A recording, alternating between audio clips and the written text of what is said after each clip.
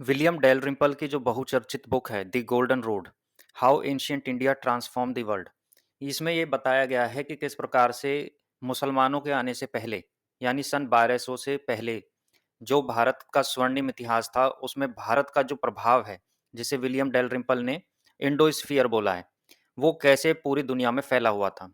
South east Asian countries से लेके Europe तक किस प्रकार वो प्रभाव फैला हुआ था, किस प्रकार हिंदुइज्म फैला, किस प्रकार बुद्धिज्म फैला जो भारत से ही निकल के गया, और भारत के जो साइंस, मैथमेटिक्स, एस्ट्रोनॉमी, एस्ट्रोलॉजी, ज्योतिष विद्या, ये किस प्रकार से पूरी दुनिया में फैली, उसको विलियम डेलरिम्पल ने इस बुक में बताया है। बुक यूं तो लगभग 500 पेजेस की है, पर बुक की जो क्वालिटी है, जो इसका फॉन्ट है, जो इसकी पेजेस की क्वालिटी है, वो इतनी शानदार है कि बहुत बड़े बड़े अक्षर लिखे हुए हैं, पढ़ने में बहुत आसानी रहती है। पेजेस की क्वालिटी बहुत अच्छी है। जो इसमें फोटोज दी गई हैं वो बहुत शानदार हैं। जो शुरू के चैप्टर्स हैं उनमें बुद्धिज्म पर बहुत ज़्यादा फोकस है, और चाइनीज जो मॉन्क्स आए हैं जिन्होंने, जैसे कि शुआनजांग, जो ह्वेनसांग है जिसे हम ह्वेनसांग के नाम से जानते हैं, वो किस प्रकार अपनी बहुत ही आर्ड्यूअस जर्नी, बहुत ही एडवेंचरस जर्नी, बहुत ही दुष्कर जर्नी को वो कवर करते हुए भारत में आया। और भारत में नालंदा विश्वविद्यालय जो था, नालंदा यूनिवर्सिटी, वो बुद्धिस्ट एक लर्निंग सेंटर था। पूरी दुनिया के लोग उसमें पढ़ते थे, और उसमें सिर्फ बुद्धिज्म के ऊपर ही बुक्स नहीं थी, उसमें हिंदुइज्म के ऊपर भी थी, और भारत की जो अन्य विधाएं हैं जैसे कि साइंस, मैथमेटिक्स, वो भी नालंदा उसका केंद्र होता था। तो जो चाइनीज मॉन्क्स थे जैसे कि ह्वेनसांग वगैरह, दो दो हजार किलोमीटर की यात्राएं करके वो भारत आते थे, नालंदा आते थे, और यहाँ पर वो बहुत मेहनत से एक एक संस्कृत में लिखी हुई लाइन को वो लिखते थे, कॉपी करते थे, और फिर उसको वापस जाके चीनी भाषा में वो इंटरप्रेट करते थे।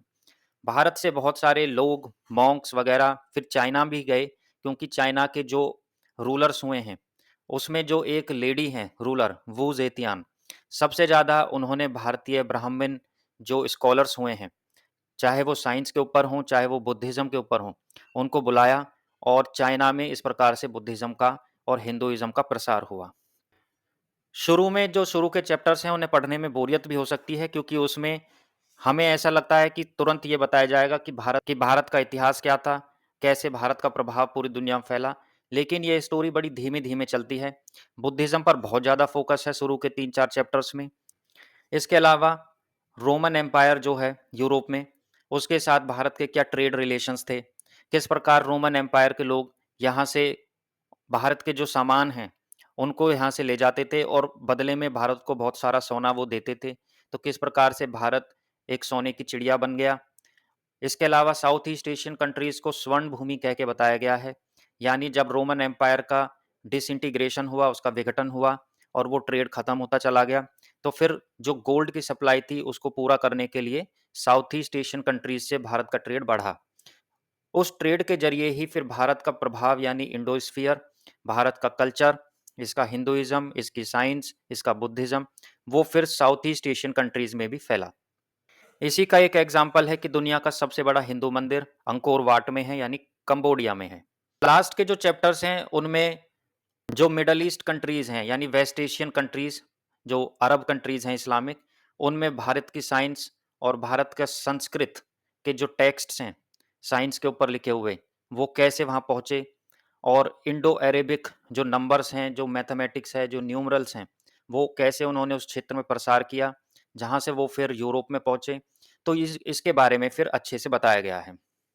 बिल्कुल लास्ट के जो पेजेस हैं उसमें फिर ऑथर ने ये भी प्रकाश डाला है कि किस प्रकार जब इस्लामिक इन्वेडर्स यहाँ पे आए, और जब यहाँ पे मुस्लिम रूल स्थापित हुआ, सन 1200 एक रेफरेंस पीरियड ले लिया गया है लगभग, कि यहाँ से फिर जब मुस्लिम रूल स्टार्ट हो जाता है इंडिया में, तो किस प्रकार से सारी जो यूनिवर्सिटीज़ हैं वो जला दी गई, उनमें जो लाइब्रेरीज थी वो जला दी गई।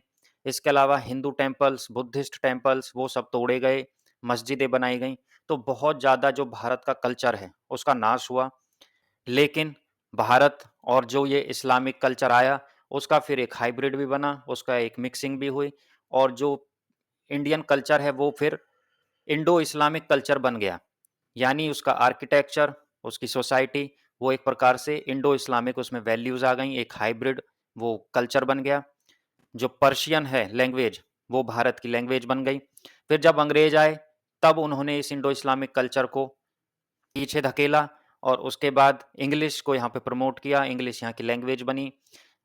और जब भारत आज़ाद हुआ, तो जो नेहरू जी की सरकार थी, उसमें जो लेफ्ट विंग राइटर्स थे, यानी मार्क्सिस्ट राइटर्स, वो उन्होंने हिस्ट्री लिखी और उस हिस्ट्री में फिर जो इस्लामिक वॉयलेंस हुआ है भारत के अंदर, उसका ज़िक्र नहीं था।